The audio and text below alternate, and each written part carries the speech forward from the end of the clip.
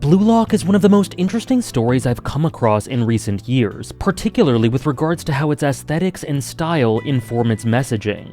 To the irritation of its greatest critics, it emphasizes utmost egotism, and some would say narcissism, using the context of soccer or football as the core concept, and the bright young minds of a multitude of aspiring athletes as the catalyst. It brings forth something resembling a death game wherein failure means total defeat and zero chance of success, and victory and progression represent small but defined steps towards one's goal of making it in football professionally, and for some, embodying Eigo's primary goal of creating the world's #1 striker from Japan as a result of defying the currently established Japanese football philosophy. From the first episode and chapter, Blue Lock consistently prioritizes self-interest, greed, and a fervent one-minded drive for greatness ahead of all else. Teamwork is not the priority, and fierce competition even within one's own team to propel oneself to greatness is the drive. It is often not about which team wins as much as how well the individuals within each team play,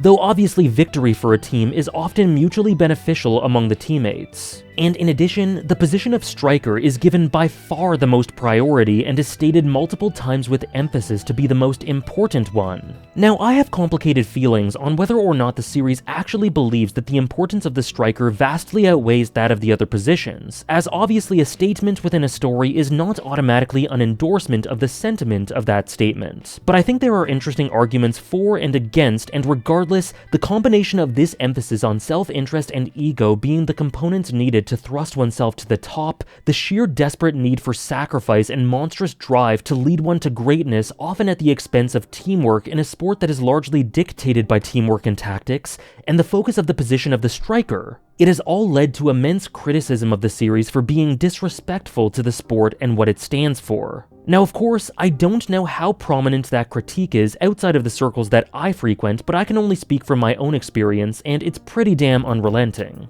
To offer some context about my own experiences on this topic, I've been into football for almost my entire life. I played it in my youth for 10 years at the position of right back, and I was never too skilled, but my fundamentals were sound enough to contribute, and I compensated for that lack of immense technique with lots of hard work and defensive solidity. I was pretty good. I've won lots of stuff at the youth provincial level here in Canada, but I quit right before making the step up to trying to have a go at the professional level simply because that isn't really what I wanted to do with my life. Later on, I coached at a youth level for about 4 or 5 years, and that was tons of fun too. I've been watching the sport since I was about 9 or 10, and I've been a fan of Manchester United, I know, since then. I've been following the major competitions and leagues pretty passionately since then as well. So all in all, while I wouldn't consider myself a football intellectual, I feel like I know what I'm talking about.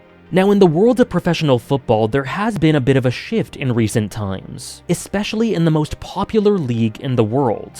In the last 10 years or so, but especially the last 5, more than anything else, systems have become king in the sport, and the head coaches and their tactics are often the most definitive elements of a team's success, outside of a baseline level of quality for the players. The continued success of the likes of Pep Guardiola, Manchester City's coach and one of the best of all time, and the emergence of deeply cerebral, systematic coaches like Mikel Arteta of Arsenal, Enzo Maresca of Chelsea, and Thomas Frank of Brentford, to name a few from England, has led to some feeling like the sport is becoming more homogenous than it's ever been. Of course, there are some exceptions, but in general, the floor has been raised. The mid-table teams in the English Premier League have never been better due to an influx of tactically brilliant coaches, but at the same time, I would argue that the best teams in the world largely pale in comparison to the ones of 15, 20, 30 years ago. There is a wealth of good, very solid teams that you often know what you're going to get from every week, but there are very few incredible, unpredictable ones. Which is why when great teams with flair and spontaneity emerge, like the currently wildly entertaining Barcelona team or the fluid, dynamic, and exciting young PSG team, it causes great excitement. But largely, football has gotten a bit robotic. And naturally, as a result of this, that can be said of the players too. The impulse, spontaneity, creativity, and beauty of the sport has kind of been sucked out a little bit in favor of results, analytics, positional play, and control, and plenty of authoritative voices and former players have said this. So I've experienced another type of football, a very pragmatic football, The training methodology changed a lot as well. The trainings nowadays is nothing compared like before. Before it was very technical, tactical. Now it's physical first and then tactical and technical, you know. Tactical more and then technical the last little bit, because all the coaches, they tell you exactly how they want to play, what you want, what they want you to do, how you have to do it, when you have to do it. Everything is changing slowly, and the freedom that I had in the first 12, 13 years of my career compared to what I had the last 6, 7 years, it's like day and night. But football is so complex. Football takes you into so many different aspects in a game, defensively and offensively. And I think sometimes we're just making players so robotic, just looking at one way when there is so many other things happening in a game, you know?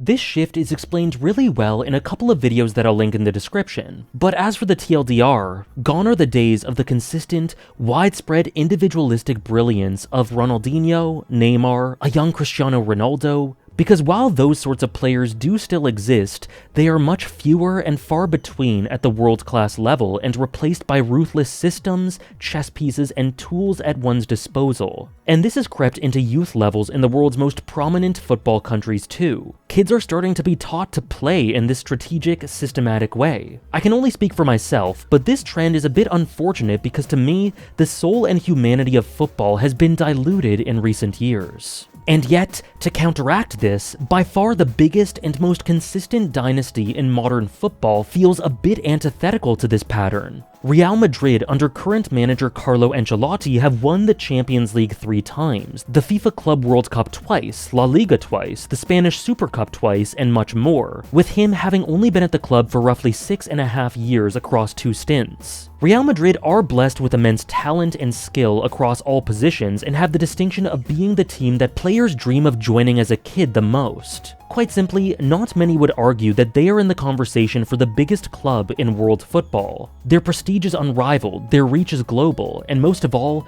their success in modern times is simply unbelievable. And yet, a fairly common idea in modern football discourse is that Carlo Ancelotti is much less focused on tactics in matches, and you'll often see rival fans lamenting Real Madrid's ability to consistently somehow win significant game after significant game despite not playing all that well. I guarantee that any given Champions League day you'll find a large collection of Twitter people talking about how Real Madrid coast on individual brilliance and vibes rather than actual dominance. And while that's obviously exaggeratory, it's undeniable that Ancelotti is old school in the sense that he places the most emphasis on a player's capabilities rather than that of the system. Ancelotti has specifically stated that while tactics are important, allowing his players to express themselves and be spontaneous is key to success, allowing freedom within that system for them to be joyful, and that has led to them being the most successful club in recent times despite the patterns of football running against that. And yes, Real Madrid are blessed with the prestige, repute, and resources to get by on doing this in a way that Brentford cannot, but nonetheless, this is a glimmer of light, tactics-wise. Real Madrid don't often show incredibly deliberate, exact patterns of play. They are full of robust running and engines in the midfield, passion and flair and pace and individual brilliance and craftsmanship. You are not likely to be overcome by tactical ingenuity while watching them, but they are very often incredibly entertaining. As are 2 additional teams that I consider to be among the best in the world, the aforementioned PSG and Barcelona. No one knows the answer to football, and part of the beauty of it is that it is so dynamic and can be approached in so many ways. But despite the more robotic shift in recent years, it is encouraging that expression is not dead yet. And so, we can take this idea back to Blue Lock. Regardless of whether or not you believe Blue Lock's version of football to be disrespectful to the actual sport, regardless of whether you believe the story to be saying that the striker is significantly more important than every other position, what is clear is that this story slowly begins to show that it is about so much more than strikers in the sport. It is mostly about what is needed to achieve true greatness, and how freedom and expression play into that. We have characters like Aiku or Nico, who are, in the case of the former, pressured into being a striker, or in the case of the latter, provided with a platform to allow him to thrive as a pure striker, but both of whom in response undergo a transformation allowing them to learn that their position is not striker. It is either in opposition to it or complementary to it, and they see that perhaps their skill sets and personalities are better suited for other positions. Additionally, Gagamaru becomes a goalkeeper despite entering Blue Lock. Either way, some of these characters realize that there is more for them out there and learn that through seeing that they ironically don't fit in with the ideas imposed upon them by Blue Lock or the supposed brilliance of the position of striker, due to being given the freedom to learn. And then there's Isagi. He's not an extraordinary talent, but his analytical skills on the field and knack for prediction and narratives help him measure up to those more skilled than him. As stated by Muneyuki Kaneshiro, the series writer, on the surface he embodies the classically Japanese ethos, but deep within he harbors this unrelenting ego that he cannot contain, illustrating the core ideological duel of the story, and how he ramps up and polishes his expression on the field shows how his identity comes into place. And also, in a desperately important match against PXG, Isagi and Kaiser of Bastard München find themselves having a common goal and working together in the moment. In fierce competition, they synchronize and work together for mutual benefit. Competition, some would say disrespectful competition, bubbles up outside the match, but it all manifests in genuine teamwork on the field. In all ways, these characters learn who they are through being free to explore all avenues, positions, and mentalities, and identity is achieved through the freedom to explore, not through rigidity. Personally, I don't at all think that this story is disrespectful to the sport. I think it loves the sport, and I think that love is shown through this contrast and what it emphasizes. I've done a bit of research on Kaneshiro and found an interview with the writer which I've linked in the description where he describes that some of his favorite players are Thierry Henry, Alvaro Recoba, and Mesut Ozil. Three prodigious talents defined by outrageous, at times bizarre, mercurial skill. These players are all attackers of immense technical quality, but the most common theme among them is that they all express themselves through their football to an extraordinary degree, and that is key.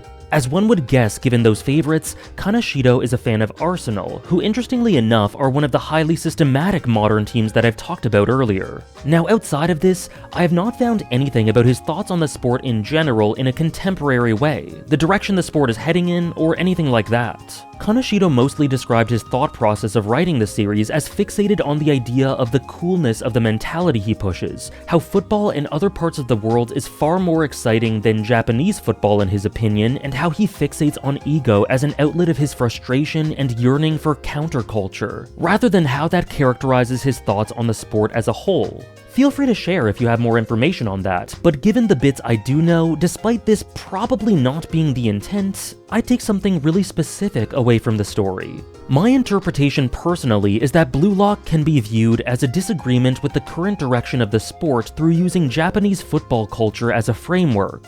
I think the sport shown in Blue Lock shouldn't be viewed as a one-to-one recreation of football or soccer, but as an abstraction, an alternate universe version of the sport that takes liberties to provide a philosophy. I think Blue Lock is about how one's identity can be found not through stifling one's expression, but through emphasizing it, and that the beauty of the sport can be found in the chemical reactions that occur when the players on the field are able to be free. I don't think it's saying that tactics and systems should be thrown out entirely, as that would be ridiculous and these things are essential to a team's success. But I do think that it's demonstrating how so much of the humanity of the sport can be found in the moments of magic defined by individuality, and maybe in so doing, it offers a bit of a lament at how the sport is going currently while reinforcing that individual soul is eternal. Again, I'm not sure of this, but I find it to be a very substantial reading of the story, and I think it fits regardless of whether or not this was the intent. In that way, to me this really isn't a story that disrespects football. To me it loves and celebrates it,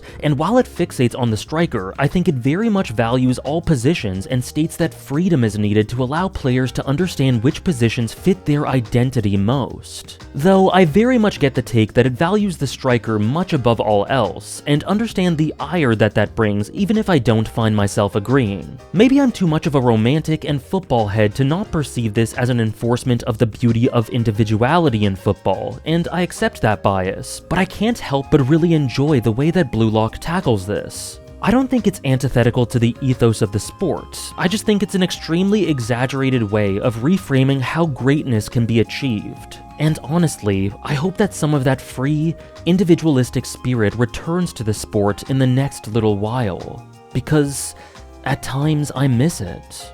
Many thanks for watching.